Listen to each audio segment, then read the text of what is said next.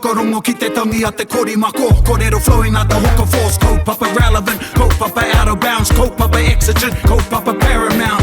Nā kona whakapiri mai ki te kaupapa tino whakahira hira whakarongo pi kari kari mai. Hare hare mai, o Taringa hare hare mai. We gotta gather up close everybody.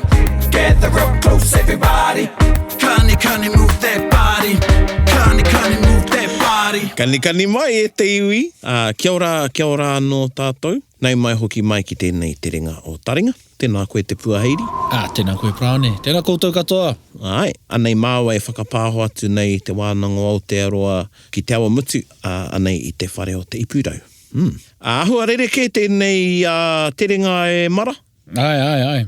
Hea tātāwa mahi. Tātāwa mahi mo te rānei. Today is a new twist. We're going to take another twist on Taringa. And it's on the back of Mahuru Māori. As you know, we're into October now, sunny October at the moment. And it's a response to have a bit more te reo Māori within our episodes. So today, my colleague Paraone here is going to be speaking te reo Māori, exclusively in te reo Māori. And I will be speaking in Pākehā and te reo as well, with a bilingual nature per se. And so that's so our learners, our listeners can hear te reo Māori within a conversational space, and you can hear examples of how some sentence structures you may have heard or maybe learning at the time, how we are using them, but just so that you can hear them. So I'm really excited about this segment. I'm really excited to hear your whakaaro and your feedback in relation to this part. Aye. And so from here on in, we will have a section of an episode that will be totally in te reo Māori, or a whole episode in which it will be in te reo Māori. Now that may even look like in which I may be speaking only in te reo Māori and Paraone may be speaking in English, or vice versa. Aye. And so now he wero tēnei kia koutou katoa. This is a challenge to you all. Don't turn off if it gets too deep in terms of te reo Māori. Right. Keep playing it back and use those bits as your rangahau, as your research, as your homework. Sika. To find out what is it they're saying.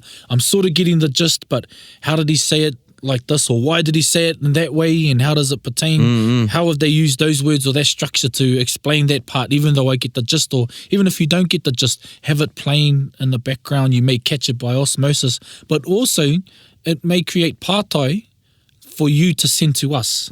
So it's about engagement as well.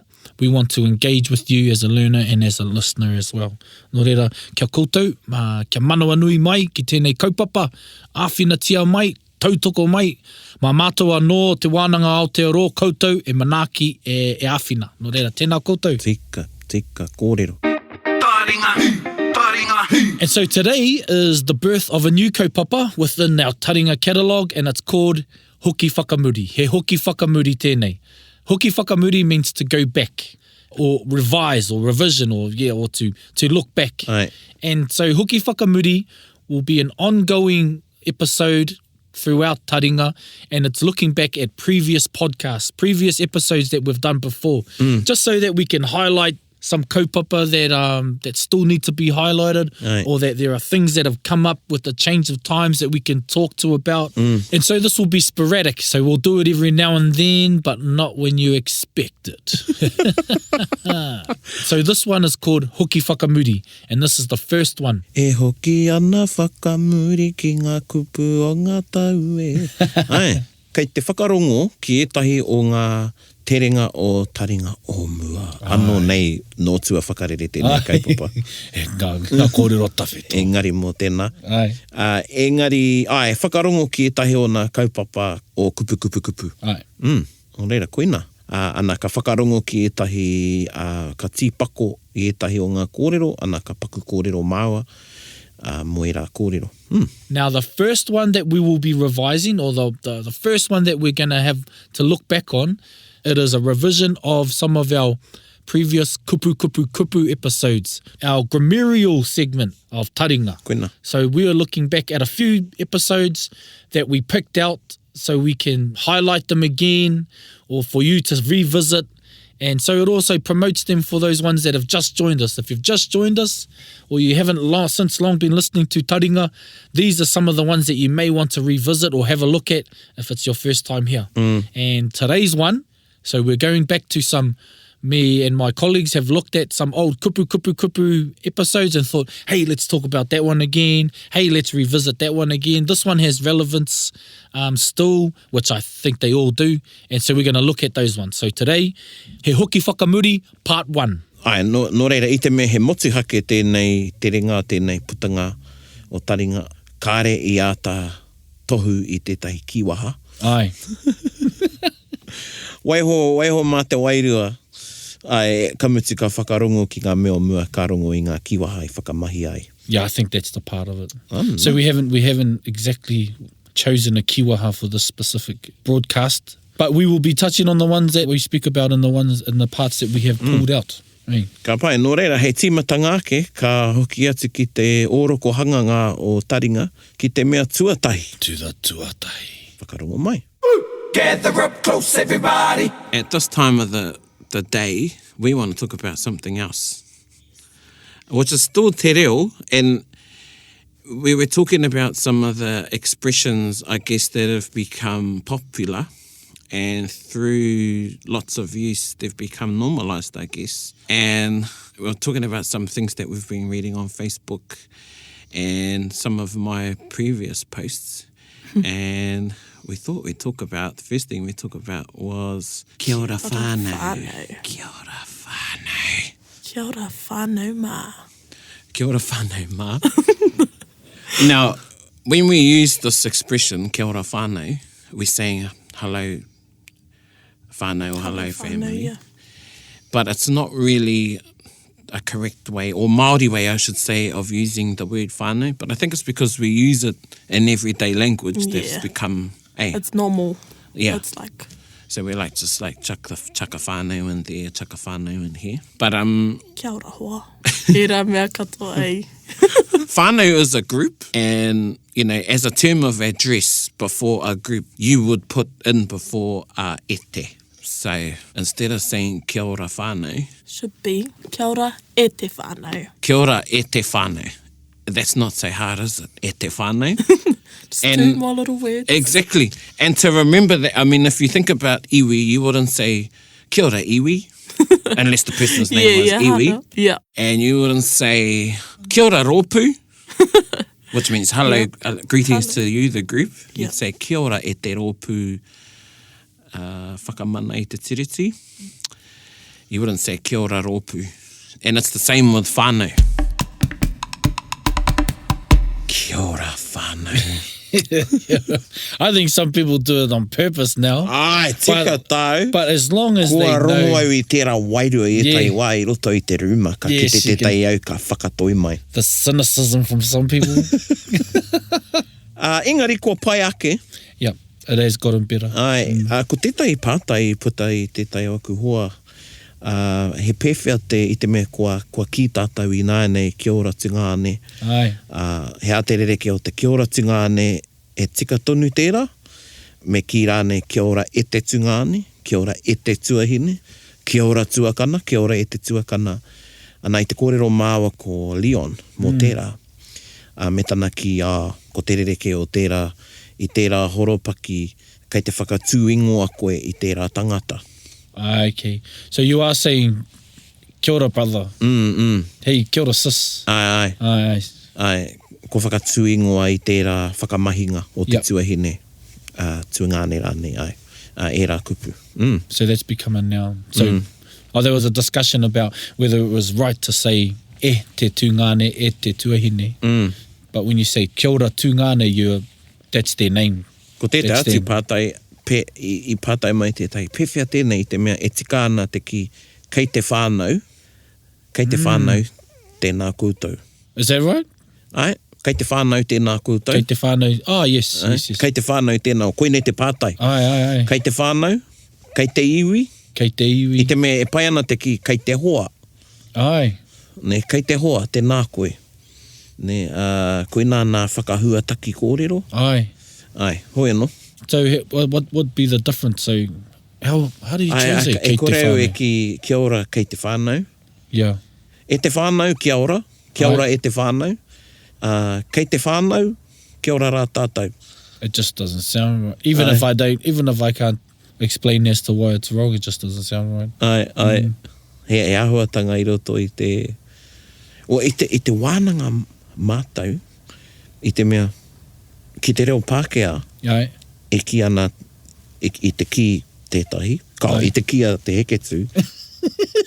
me ka ki te reo Pākehā, me ki Pākehā, hello, whānau. Ai. Ne, kei te pai tērā, kia te he ai. O I te mea, e whai ana koe I te rerenga Pākehā, kia te hea te rereke o te kia ora whānau. Yeah. Me taku mōhio kei roto te kia ora, o ko tana kōrero o ko te whānau ko whai wāhi I roto I te papa kupu Pākehā. Ai. Engari taku mōhio kei roto hoki te kia ora I papa kupu Pākehā. Oia no, ki te taringa Māori, e tika ake te kia ora e te whānau. Yep. Kia ora e te whānau.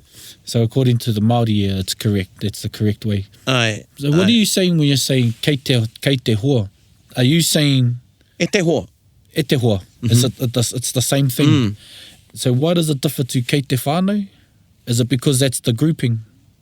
E aua, aku nei pia I te mea kāre anō kia tino rangona. Yeah. He tio ki te taringa. Yeah, ka pai. So it just doesn't sound right. So therefore... Ai. Well, for me, it's enough to say, well, that isn't right then, if it's not, yeah. I te mea pai ana te ki kei aku rangatira. Kei aku rangatira, yeah. Ai, kei te rangatira tēnā koe. Kei aku rangatira tēnā koutou. E aku rangatira tēnā koutou. Ai. It reminds me, you know what I used to think where it came from, Kia ora whānau? It reminds me of skits. Do you remember skits? And the island family and the priest used to come in and say, Malo family! Ai, pēna! So I used to always think that's where Kia ora whānau came from. You know, the same idea. Ai, he whakaro pē o koutou. Me taku mōhio kei te tohu ētai. Ai. Hoi anō. Ko māua kei te whakahaere I tēnei punua pāho nō reira. Hoi anō, anei te mea... ka hoki mai anō tēnei. Ki te pirangi hoki atu, ki te whakarongo ki te roanga o tērā putanga, hoki atu ki te mea tuatahi. Ai. So if you want to go back to listen to the entirety, it's number 1. It's the very first. And on there is our friend Tariao. Ai, ko Tariao. Kia ora Tariao. Kia ora Tad. Ko te kai kōrero hoki ko rangi mātāmua. Koe nā tāna kōrero tuatahi. Its genesis was in the Matariki. 2 Matariki ago from this state. From this Matariki. Ka pai, I nai nei te iwi, he kupu anō. Ko tēnei kupu e hangai ana ki te whakahua me te tohu tō. Oh, pronunciation and macarons. Anei, te mea tuarima. You know how to make macarons sweeter? You call them macaroons. Ka mutu me tautau I roto I te kaputi. Yes. Ka tai ka rewa. Ka rewa. Hoi no whakarongo mai. Me whakarongo pi kari. So I know this is an ongoing thing, pronunciation, and I acknowledge that it can be quite difficult for some people. Hey, Yeah. particularly if you haven't been brought up with te reo Māori or te reo Māori around you, and you haven't heard good examples of pronunciation. Neha. Aye. I mean, we do it in English all the time with some English words. I'm the worst for that. Yeah, I'll have to say that there are a few words that I do mispronounce, but I think probably the kupu Māori or the Māori words that get mispronounced the most. Place names. Ingoa tu wāhi, so our place names. And it makes me cringe when I hear those names being mispronounced. So, whakahuahe.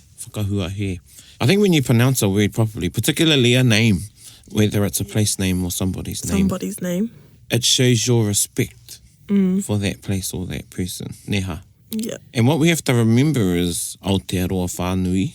Most of the place names, if not all of the place names, they have a whakapapa attached to them or genealogy in terms of their origin. One in particular is a town that Tariao affiliates to, and I'm sure she knows the story about Ngārua Wāhia. Ah, yes. Ne Tariao, you might want to give us just a little short... Narawahia? Yeah. Or Ngarrows is another one. Ngarrows. Here. NGA. Yeah. But Ngārua Wāhia, the name Ngārua Wāhia comes from a kōrero about 2 Ngaire rāua ko Heke i te rangi? heke i te rangi. Whakana taina. Yeah. Ngaire, heke i te rangi, and it was heke i te rangi's uncles that came to the hākari. Anyway, there were holes dug for the hangi. Oh no, there were food holes. Food holes, yeah. Yeah. Or, holes, storage pits, I suppose. Yeah. Not holes. Food holes. Yeah. And the people said, wāhia ngā rua, which meant separate the food storage pits, and half was to go to one brother and the other half was to go to the other.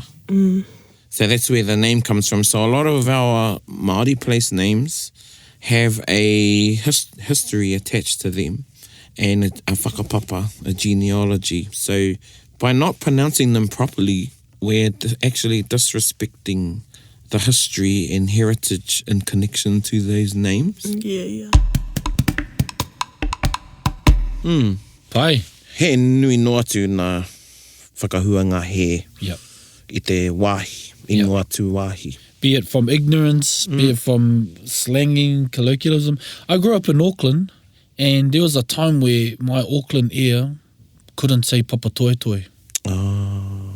It was always pepatoi, aurahu. Ai. It's still like that amongst my whānau, in that we just say, we're going to Otara for a feed. We're off to aurahu for Vietnamese. I'm getting hungry now. He tika tāu I te mea, ai, I tipu au I Rotorua, nā I tōna wāra, he pai noiho te ki Rotorua. Rota, yeah, Rotorua, Rotas. Ai, koina. Yeah, Nō reira he nui nā wāhi he whērā.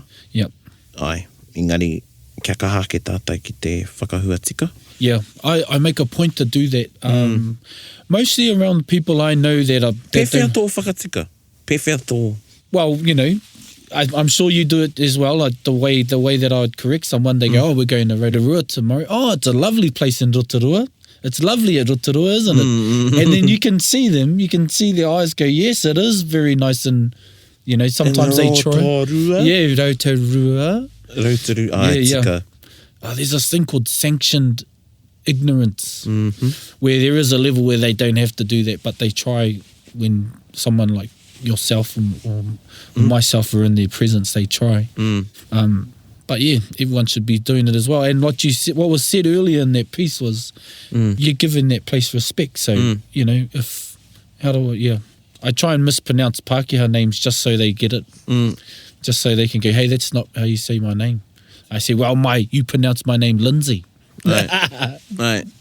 Yeah. Ingoa wāhi, ingoa tangata. Yep. Ana mo te tākite I te mei tēnei terenga, ko te tohu tō hoki. Ah, yes. Nō reira, he pai kia whakarongo koutou ki te roanga atu Yeah. o tēnei terenga. Yep. Te terenga Yeah, so macrons, yeah, whakatō I te, kia tō ia te whakahuatia o te yep, kupu. to lengthen the pronunciation of some parts of the word or the entire word. Ai. We were going through Taupo on Sunday, not so long ago, and we'd seen we were going through Waitaha Nui, kia ora, and the locals there had put a tohu tō over the O on Taupo. Yeah, so, you know, people that don't know where the tohu tō goes, that's where it goes. Kei te tohu e tonu etahi, kaore he take o te tohu tō. So even within Te Ao Māori, there's the discussion or the argument whether they're still relevant. Kei te hāngai, tino hāngai nei. Yeah. Me pēhea e mōheo ai te tangata ki te whakahua tika I te kupu, me kāre he tohu tō. Yeah, kāre he tohu. Ai. Yeah. E māma etahi o nā kupu noa nei roto I te reo, engari whērā me nā kupu tūwāhi, me whai tohu tō e tika I te whakahuatia o te kupu. Ne? Pai, yeah, that's true. So it's imperative that macrons are put, especially on place names, so the correct pronunciation is followed through. Ai. Ana I taiu ki te tai hui te tahi wā, kāre he tohu tō, engari, I mōhio au, ko e whea ngā kupu me tō. Ai. Engari, nā runga I te ahu o te tuhi, I whai ke au I te ahu o te tuhi. Ne? Kia ora. Nā ka te tiro kawa mai e tahi ki au. Ka mea, I te korenga o ngā tohu tō, he whenei taku pānui. Hei wero I a rātau, ne? Yep. Ai. No era kia kaha tātou ki ngā tohu tō. Nōne ko te tohu tō, ko tētahi o ngā tohu kia haria mai he pereti, he keke. Ai. He keke? He keke? He keke. He keke rānei. Yeah. E rā huatanga. Mā koutou e rangahau, me taku mōhio ka kōrero tia tērā I roto I tēnei terenga. Koe rā e hoa mā, haere ki te terenga te kauma, te mea tuarima. Oh, so that was the 5th episode. Yeah. So you can see at the start, if you haven't listened to the start, it actually is the base of te reo.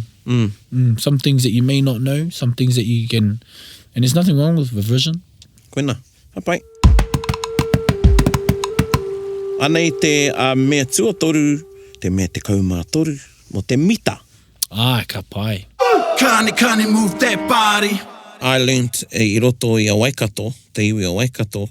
I can't remember which kuia, but she referred to mita as rangi. Oh, ne. So she would say te rangi o te kupu, te rangi o te reo. Okay. And rangi in te reo Māori has many meanings, but one meaning for rangi is the tune or air of a song or waiata. I might be wrong, but I think mita is he kupu mino te mita no te reo Pākehā meter, which is the rhythm of language as you speak, or the rhythm of a song is the meter of the song. This is the rhythm of the night. Whakarongo ki te mita o te po. Oh, yeah. Whakarongo ki te mita o te po. I just had to get that out of my... You know how you get words that trigger songs? I don't know. Yeah, I'm still buzz out at the fact that could be or maybe is a borrowed word, mita. E hara.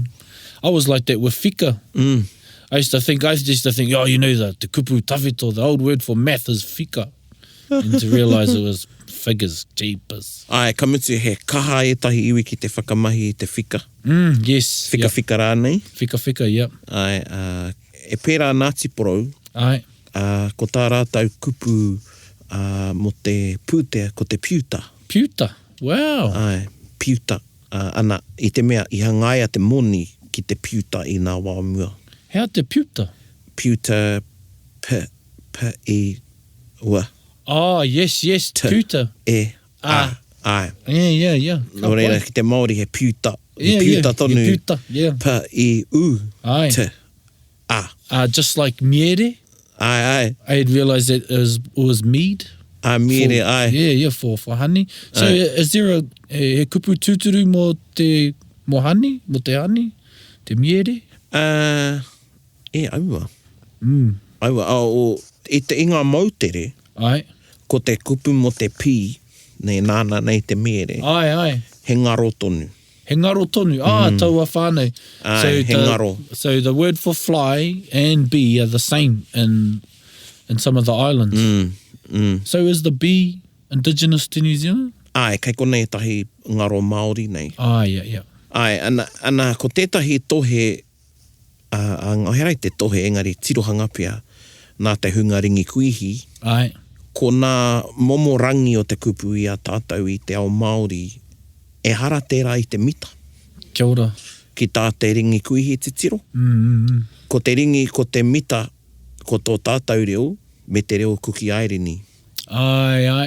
Ne, he mita tō tātou, he mita tō rātau. Ai. He mita anō tō tātou, he mita anō tō rātau. Engari, he wehenga o tātou reo no te reo kotahi. Kia ora. Nō reira, koina anō tētai tirohanga, nā tātere, nā Jeremy tātere McLeod, tētahi rangahau mo te mita, and koe nā anō tāna tirohanga, kāre he mita I roto I te ao Māori. Ka pai. Ai, te mea, ki tā te ringi kuihi whakamārama, he rereke I tēnā o tō tātou pōhehe, he mita. Hea te ringi kuihi? Ringi kuihi e hoa, nā kia ora ware tau. Ringi kuihi. Nā! Ka taka te kapa. Kupuho. Ringi kuihi. Rangahaua. Ai, rangahaua e hoa ma. Hoi anō, he nui mai tērā wā ki tēneki wā. Ko rongo au I etahi kupu rereke. Ai. I roto I a tātou ātāwa kōrero ki etahi, ki a chei, ki a waiake, ki etahi o nā manuhiri, I waimari e rā tāwa. Ai, te kōrero, ki e rā manuhiri. Ka rongo etahi tangi rereke, mita rereke.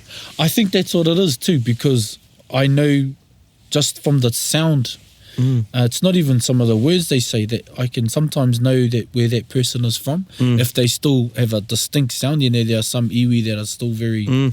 It's easy to pick up where they're from just by the tone of their voice, the tone of their delivery, not even the words. But there was a discussion about, like myself, born and raised outside of my iwi, but I still make an effort to speak in the language of my iwi. And then sometimes it's like, well, a mita derives from where you live and grow up. So what is te mita o tō iwi? Koina. Yeah. There was a written piece I read from Tā Timoti Karetu about that one day there will be no mita because, and that's something I actually... Kei te whakapono au ki tērā. Yeah, I've started to believe in is that one day te reo Māori will be one language for the sake of its survival. Ai.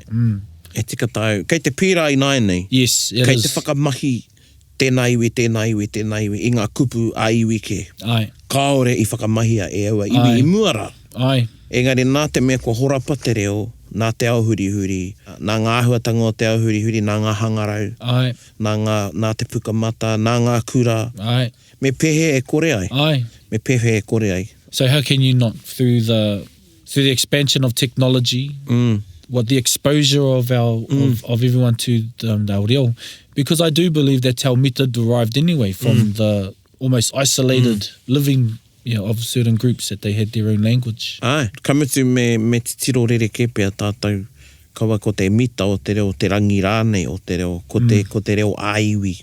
Ai. Ai, me ngā kupu aiwi. That's a cool way to look at it. Still a big, there's also generations that are saying, hey, maintain your reo of your... But my thing is, if you haven't got your reo, how can you maintain your reo? And if you're not growing up in that place... Tika. My nephews are going to school in Maniapoto, and kare rātou e hikoi, ka whikoi ke rātou. But it's not like that's their tuapapa, that's their reo. They'll have something. Yeah. Koina hoki, he wā tōna ka huri te tangata ki te kimi, ki te ako i ana kupu. Ko te mea nui, me e runga i te huarahi o te ako, me ako i te reo. I te tuatai ana, māma noiho, ki au nei, te ako i au ake kupu no tō iwi. Ai. Me ngā rerenga kōrero. Yeah. After gaining the base of te reo. Koina hoki. Nō reira, whakarongo mai e te iwi, te mita, te rangi rānei o te kupu, te putanga, te kaumātoru. So that was the 30th episode. Te kaumātoru. Oh, 13th. E homa anei te mea, e whaeka nei, rua te kaumātahi, te reo o te kāinga. Oh, te reo o te kāinga.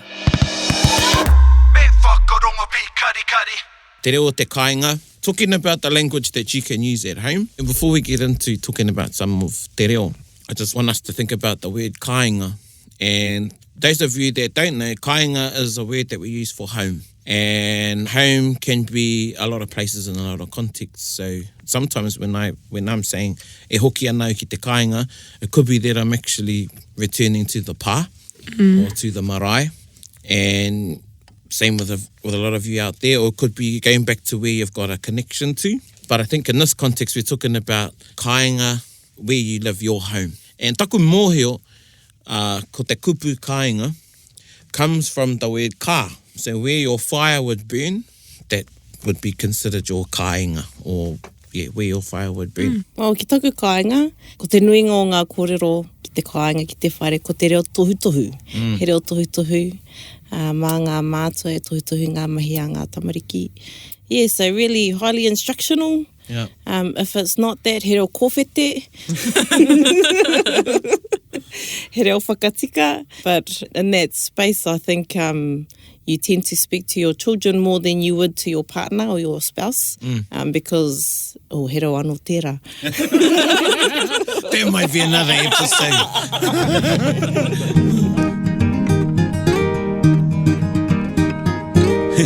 Te reo o te moenga. Tahi miniti ki a koe. Me whakamātau anua ui tau a reo. E hoi no, te reo o te kāinga. I tērā wā, kāore a māua tamariki i te kāinga. A māua ko taku wahine. Ai. I nāia nei, kei te tiaki māua i a māua karangata mariki, e tahi o a māua karangata mariki. I nāi e māramana. Tika katoa te kōrero a hariru, kua tino uru mai te reo tohu. Ai. I roto I te whare. Me te reo kōwhete. So you mean to say, now that you're experienced with having to look after your own niece and nephew, do most of the sentence start with don't, you should? Ai. Yeah. Ai. Don't do that. Ka ngana māua kia kaua e whakamahi I te kaua. Yeah. Engari kia whakarangatira ke I te... Te mea pai. Ai, whakarangatira ke I te mea pai, nō reira. Me pēnei, kia kaha koe, I tēnā o te kia ke kaua e māngere. Ai. Ne, engari he nui ngā kupu hāngu ne, horoi ngāri, whakamaroketia ngāri, Ai. mahi o mahi, ai. Me etai whakatau ki te taha. Ka pai. E ona wā. Ne. Ai. Era Pai tū pai ingo e wā, kia kaha. Nō reira, koina kua tino māramau I nāi nei. Ai, tika. Ki tērā ahuatanga. Pewhi o whakaro, te reo o te kāinga. Same as me. I'm like, how do you say that? And because hāngu can be a very hard thing to learn, this is where you learn some parts of hāngu, like as Prani said, horoia o ringa. Kuhuna o hu. That's why you learn how to say, put your clothes on, do this, do that. And it's really cool because you may, if you're a learner and then you just have kids and you start using that, you realise, geez, there's a gap in my learning. Because you don't really learn, you may not really learn that, but then you do it with your children, te reo te kāinga. So there are a lot of things that you can learn from te reo te kāinga. Henry Jacobs' book, Te Kākono has a really good section in that. Tika. Yeah. Ka pai he rawe ana puka. Aye, because you're describing a lot of things too. Emotions, how was this, how was that. Ko ki te ake au, ko te waimari he kōrero Māori, ngā tamariki kei a māua. Aye. Ko mātou toko whā I whai I te mahuri Māori. Ka pai. Ko taku hunga wai mōhio koe ka no hoki ki tō mātou kāinga, me ki tō tātou kāinga. Ana I tēnei mahuri Māori I kaha ke te reo I roto I te kāinga. Ka pai. I kaha ke te reo o te mātāmua. He tino mōhio I ki te kōrero Māori, engari ko te mātāmuri te mea kaha ki te kōrero Māori. Ai. Te kihi te rongo I a rāwe kōrero Māori, ana te mātāmuri, te tingāne o te tuahine, kei aia e tai kupu, ka whakamaori noatia e ia. I tōna wārā, ki te kore I e mohi ke te kupu, ka whakamaori ki tāna I pai ai ne. Ai. Hāreke hi. Hoi anō, ko te reo te kāinga tēnā. Ko te reo te kāinga, yeah. Ki te kore te reo e ora I te kāinga, I o tātou kāinga, e kore te reo e ora. Tika. Ai. So, if our language isn't surviving within the home, then our language won't survive. Ai. He nui te aronga ki te marae. Yep. E pai ana tērā engari, he rua noiho nā wā kei runga tātou I te marae. Ai. Yep. Ka noho kē tātou I o tātou kāinga. Yep. Tika. Nō reira, he mea nui te karanga, te whai kōrero, e rā taonga, engari whakaorangia te reo I roto I te kāinga. Ai. And I think that's something that everyone needs to look at. Because it is true. There are very few times that we're on the marae, but yet we're encouraged to learn a lot of whai kōrero and karanga and stuff. But yeah, it's our language at home. And the thing is, you are the first teachers of your children. So actually a lot of things they learned, their behaviours and everything they learn, they take into adulthood is from the home. So it'll be the language too. So, Kuina. Ka mai, ki te pirangi whakarongo, ka o me whakarongo, ki te roa ngātu o ngā kōrero, kei te putanga rua te kaumātahi. Rua te kaumātahi, number 21. Listen to that one. Nā, ka huri ki te terenga toru te kaumātoru, kupu, ko ngā taupā, ko ngā wero rānei, o te ako I te reo. Ana ka aro noiho ki te tai whakatau ki ka puta mai I tēnei terenga. Ka pai. Hei whakakipa I a koetau. Whakarongo mai. Taringa. Tūwhitia te hopo. Tūwhitia te hopo. Feel the fear and do it anyway. It's about transcending or crossing over your fears. Yeah, ka pai. I like the, nah, get over it. Yeah.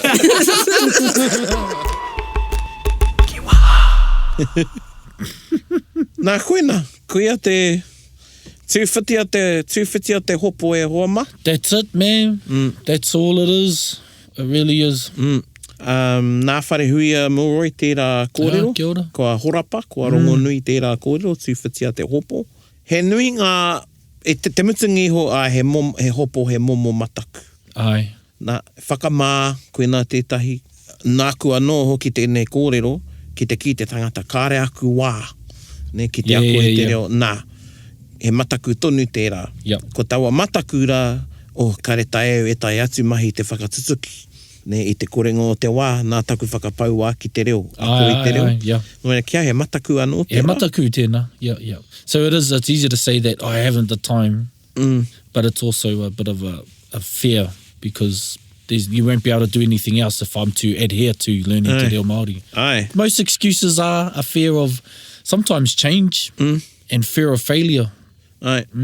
Pēnei taku haere ki te whare kori. Yeah, just Ai, i te timatanga, kare pirangi haere. Yeah, well, who wants to, it's like people joining the gym, everyone has a fear of doing something, it's like joining the gym, who wants to go to the gym? Ai. Kare pirangi ki te mai e tahi au, kare ri te taku pāu au ki a rātau. Yeah. Engari, hei aha. Yeah, hei Kare aha. rātau i te mutungi hoko koe te papa. Yeah, and they're not looking at you as much as you think, they're looking at themselves. Ai.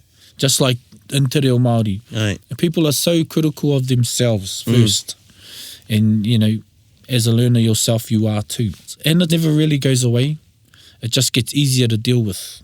In terms of the challenges of learning te reo Māori. Koina. It is. And, you can blame a lot of people. You can blame historical events and stuff.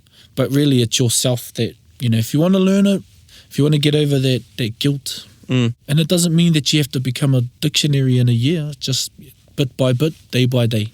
Koina. He hōkai iti, he peke nui. Ka pai. He hōkai iti, he peke nui. So one step is a giant leap. Nō reira, kia kaha. Kia kaha. Koina, kamutu tātou te hunga kaha ake i etahi ki te kōrero Māori. Nui ake rānei ngā mohiotanga. Kia kaha tātou āwhina i te tangata. Ai, kia whakamarumaru i aia i tana ako i te reo Māori.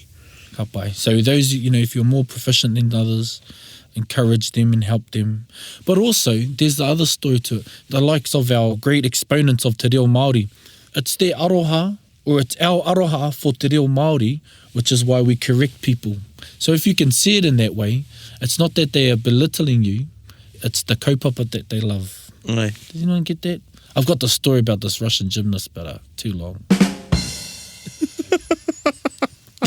Ai, waihoki reira, tō wahine tāne rāne takaporepore no rūhia. Ka waihoki ko nā hoe noe homa, me whakarongo ki tērā putanga o kupu, te putanga toru te kaumātoru. Toru te kaumātoru, 33. What's good about that too is our guests come from different backgrounds of te reo. So you can listen to different backgrounds. Kia ora. Nā koe. Ko te me whakamutinga, te putanga toru te kaumāwhitu, anei kona, hea tō o Māori kōrero. This is 37, I believe it's nativisms. So this is nativisms. Nā te reo Māori. Ai. Whakarongo mai. Gather up close, everybody. Like I remember someone saying to me, and I think we've had ka mau te wihi, which means like, amazing. Or, Yeah. whoa. So it says, how do you catch ka mau te wihi? How did you catch the How did you catch that? wheel? Yeah. No, you're getting it all wrong. Yeah. I remember they takes me back to a time when I was at school and we had this fella and he was from the islands. Oh, yeah. And he was doing something wrong and the teacher said cut it out, and so he cut this thing out. So, he took the literal meaning of a figure of speech. So for those that are learning kiwaha and kianga, be careful. Yeah. We were just having a conversation before that I've changed my philosophy. So I'm not a first, as someone would define me, a first language. I didn't go to Kuanga Reo. I didn't grow up in a Māori-speaking family. I roto I tētai whānau kōrero Māori. I was around te reo Māori a lot when I was with my kuia and at the pā. But people wouldn't say I'm a first language speaker because I didn't grow up speaking Māori. But in my head, I would say te reo was my first language. Kia ora. And why I say that is, if I had a choice, I'd speak te reo all the time, if I could. You know, hence, Mahuri Māori is offspring of that philosophy. I mean, I dream in te reo Māori now. Kaupai, yep. And I never used to. Yep. And I think that's a sign when you start dreaming in te reo Māori. It is, yes. Then that's a sign that there's been a shift in your brain. So it's gone from consciousness to subconsciousness. Say it's well embedded. Kōrero. Kia ora, yeah. Tika tēnā. We're having a few lemonades. Communion. Yes, and we happened to be singing some songs as we were. And we were all speaking te reo Māori. There was a group of about 4 or 5 of us, whānau. Someone sang a song and it was flat. The song was flat. And we've talked about kupu. I'm not sure if we've talked about kupu mino, which are borrowed words. Or transliterations, or I've been told phonetic transcriptions. Phonetic transcriptions. Yes. Kōrero. And anyway, someone was flat and I said, hey, kua fret tēnā waiata. Kua fret. Now that's Māori. It's a kupu mino, fret for flat. You may be surprised. Fret, yeah. Now you spell it W-H-E-R-E-T-E.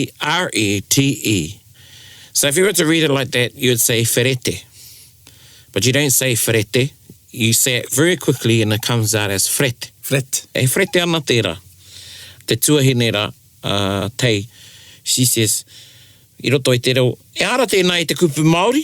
He kupu Pākehā ke te, you're speaking English, ke te kōrero Pākehā ke, and I said, kau, he kupu Māori tēnā, fret. Yeah. Well, everybody was cracking up laughing, thought it was funny, and then I went on to say, I was talking to i te kōrero ki tētai o mātou kuia, and I said, i te kōrero mo tētahi o tō mātou whānau. I says, mohia koe ki a mea, and she goes, the kuia goes, ai, engare ko mate. Ko mate. And they cracked up laughing. Ko mate is kua mate. Mate. It's a funny thing that they do, and I find I do it too.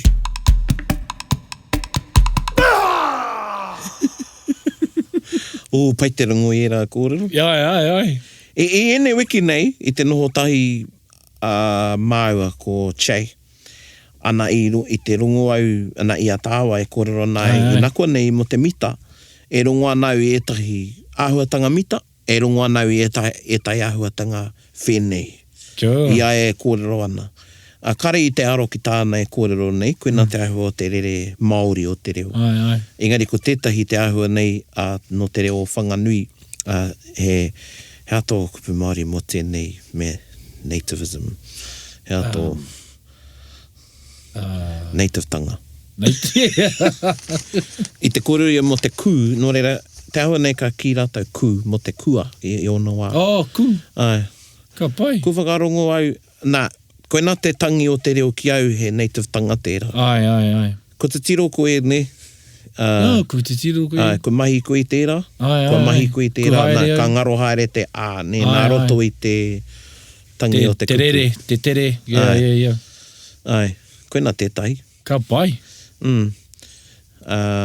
I pātai mai tētai ki au, i rungo au i au anō, no re ka kotitia ku whakaaro. Te nuingo te wāka ki au tetehi. Koina taku kupu tetehi. Tetehi, ai. He wāno tōna ka ki au tetahi. Ka reu i te whakaaro. Ai, kei. Ka pai. Tāku e kōrero nei. Yeah. Engari, taku whakarongo, ko te tangi o taua kupu rā i ona wā he pai ake te tetehi, i ona wā he pai ake te tētahi. Ai. He ki au e native tanga hoki tēnā. Native tanga, yeah. The way that you can use a word and the way that you can dip in and out of using words.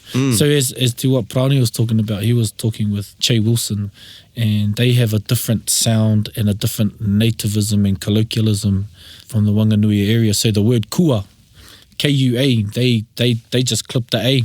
Actually, they don't even clip it. They don't even use it.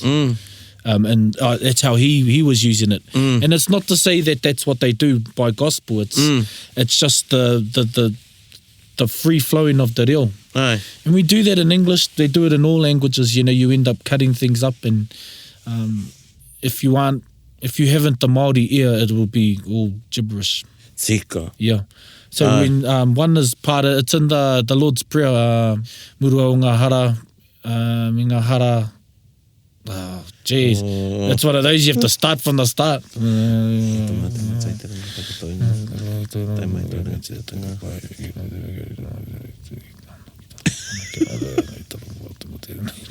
Muru au mātou hara me o mātou huki e muru nei I o te hunga hara ana kia mātou. That part. I o te hunga e hara ana kia mātou. You really have to read it to understand now. Ai, ki te kore, Yeah, and it's not even a colloquialism, but it could be just the clash of vowels that create a diphthong, but that's how it can be when listening to native speakers or to a nativized sound of te reo. Ai, kia mana wanui, kia a koe anō. Ai. Engari, koene anō tētai o nā āhuatanga, ātāhua o te reo Māori. Ai, tika. Ai, ātāhua o te reo Māori. One of the many beauties of our language. The way they roll in. You will hear them if you watch some old Whakahuia documentary I'm talking about. You will see native speakers. I've seen parts where I've looked at the Kupu hauraro, the subtitles, and thought, ooh, the person writing those subtitles have been troubled too, because it's very, their translation of it is, not very close. Ko tētai atu āhuatanga, kāre mua meme ka kōrero mo tērā. Nā, I rungo au I au e kia na memea, ne? Yeah, I memea. Ka ki au memea, I ona wā e rere ana te kōrero, engari mehe mea te kupu. Ai, tika. Engari he rere ke te kōrero a te tangata, I runga anō I te kāhui, I roto rā ia e kōrero ana. Ai, tika. Nō reira, te nui ngō te wā e kōrero ana I a Taringa nei, ka nganau ki āhua pōturi ake taku reo. Ai. Me he mea au I te marae he rere ke, me he mea au I te wharekai he rere ke. Nā, I tēnei wiki nei, te mātaki au I te pakipūmeka I te... kore ware au te kupu Māori mo te neti whiriki. Ai. Tino pai te meo Quincy. Quincy. Yeah. I te nete... Kaya koe te nete whiriki? Ai. Mātaki take e ho.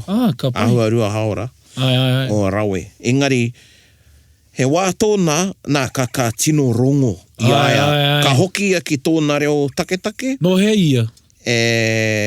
Chicago.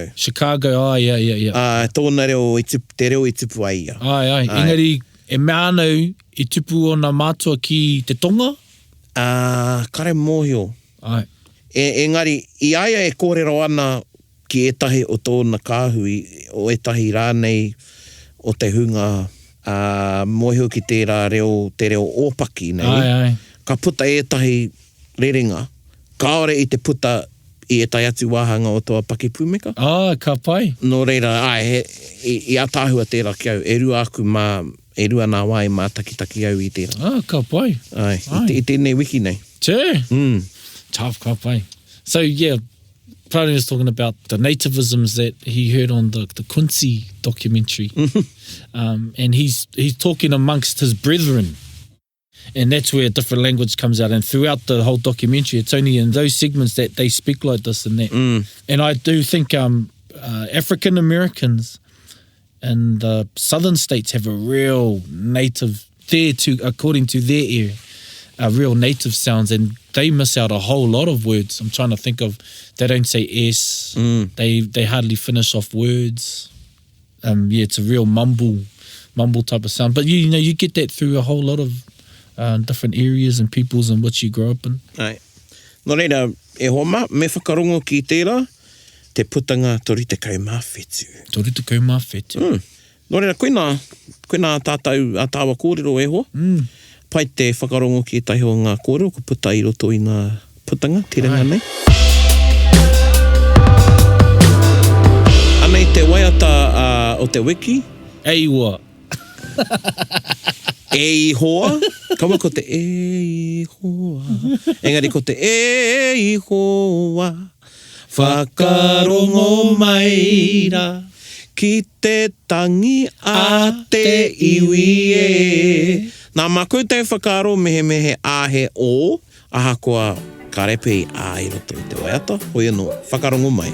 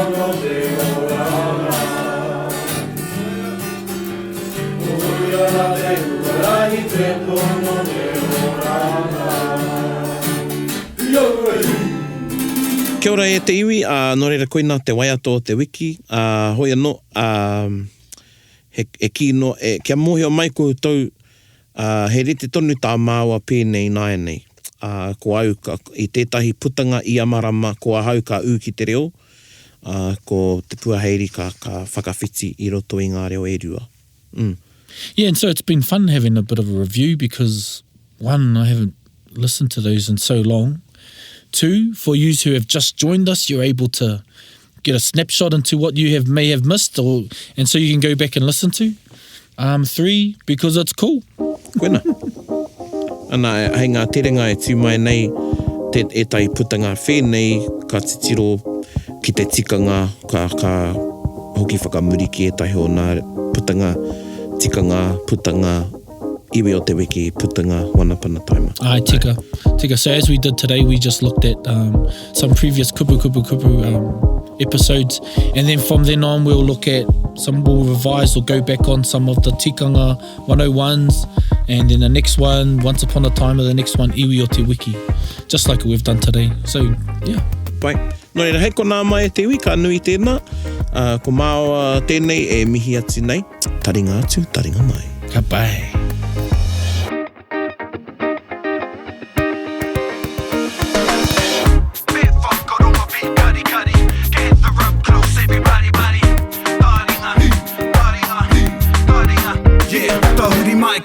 Whakarongo ki te tangi a te korimako, korero flowing at the hook force, kaupapa relevant, kaupapa out of bounds, kaupapa exigent, kaupapa paramount. Nā ko nā whakapiri mai ki te kaupapa tino whakahira whakarongo pi kari mai, hare mai, o Taringa hare mai. We gotta gather up close everybody, gather up close everybody. Kani move that body, kani move that body. Taringa, brought to you by Te Wānanga o Aotearoa. To listen to more episodes, search for us on your podcast app and subscribe. Taringa, whakarongo mai.